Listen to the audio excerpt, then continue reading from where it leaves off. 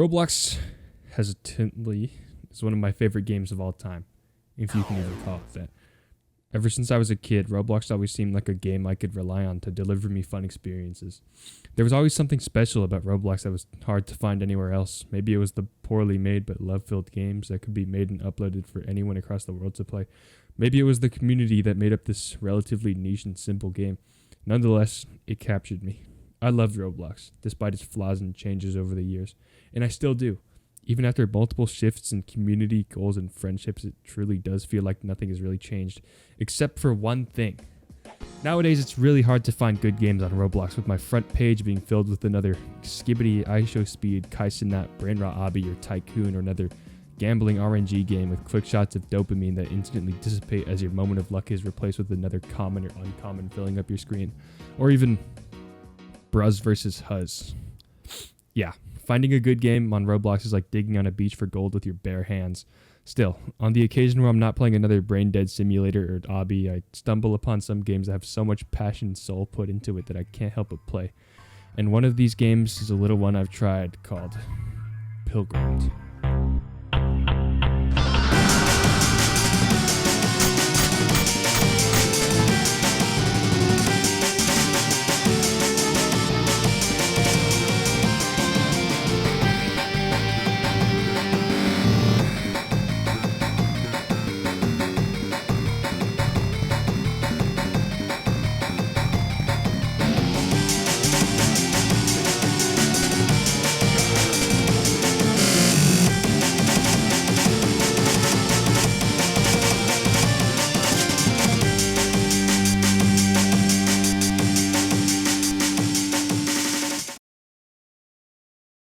Now, starting off the game, you begin in a dainty little cave with nothing in your hotbar but a rusty pickaxe and sword. It's not much, but that's how we all start after all. Born into this world with a pickaxe and a weapon. Wait. What does that I see? What's this? Defeat 5 thieves? What?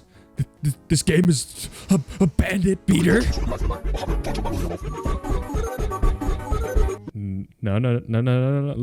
Look, just hear me out for a few more seconds, okay? Okay, good. Anyways, of course, much like how life always is, we grow a little stronger and a little better, and we get cooler weapons and kill people for more levels and maybe even explore the world a little and kill more people. And like real life, when we die, we wake up in our beds with half of our money taken away from us by a mysterious, unstoppable force.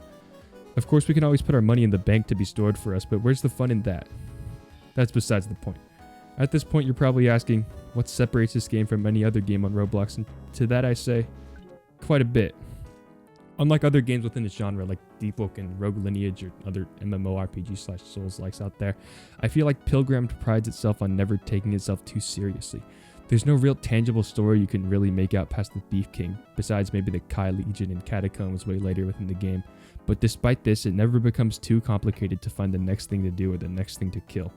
There are only 3 real mechanics to surviving almost any encounter: parrying, blocking, and dodging. Most attacks are generally parryable, and if not, usually have longer wind-up times and signs to show when you would dodge.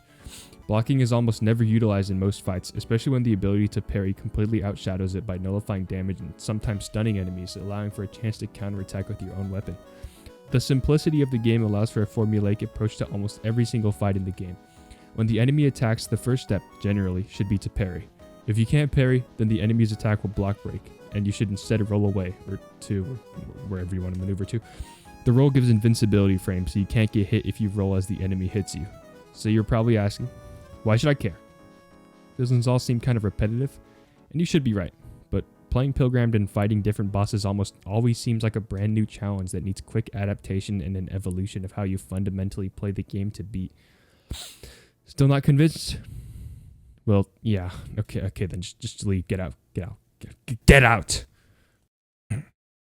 Anyways, a lot of the game, at least to me, felt like a refreshing change of pace from how monetized and modernized a lot of Roblox games have been in recent years, and how that drive to be to the top makes so many developers disillusioned into feeling like they need to make another Blox Fruits or Pet Simulator to see any type of success and feel good about what they've made, when that's just not true.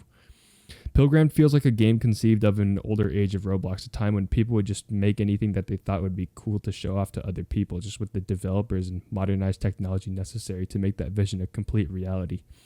There's just so many things that Pilgrim does well that almost no games that I know of on the front page do. And that's creating a game that isn't being made for the sole purpose of money or fame.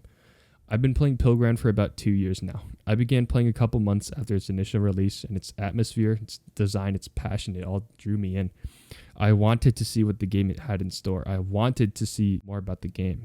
That's really not something a lot of these games do these days. There's always so much hand-holding and locked progression that modern games do that really take away from that feeling of freedom you have when playing games. And Pilgrim lets you do that and much more. I remember spending hours trying to perfect my builds, lamenting over balance changes. Rest in peace, original mysterious charm. Ultimately changing up my builds over time and waiting for more content to be released while still messing around, trying to kill bosses and do incomplete quests, all while still having fun. Are there still times where the game is a drag? Yes, there are many places in which I feel like there were completely unnecessary progression requirements to finish, but a lot of them have either been changed since I first did them or ultimately do help you traverse the map and help you possibly explore and see things you might not have seen before. But still, when I'm trying to kill something like big fish and my last possible spawn point is like 300 meters away, it's not exactly a riveting experience. And the game is hard. You shouldn't expect to join the game and immediately be good. Obviously, that turns a lot of players away from it. But if you take the time to learn the patterns and moves that each enemy has, you might be able to see how learning from your mistakes and adapting to every single fight can be incredibly rewarding. Or maybe not. You might not like the premise of the game, or the gameplay, or anything for that matter. But when you put Pilgrimmed up against a wave of copy-paste games that change a few textures here and there, you really can't argue that a boatload of passion and effort was put into it. And that's why I love Pilgrimmed. Despite its flaws and its niche that a lot of people may not enjoy, the game knows what it wants to be, and it doubles down into that. Games like these on Roblox aren't common these days, but it's a reminder that a game can become popular, even if they aren't using the same contrived formula that has been used over and over.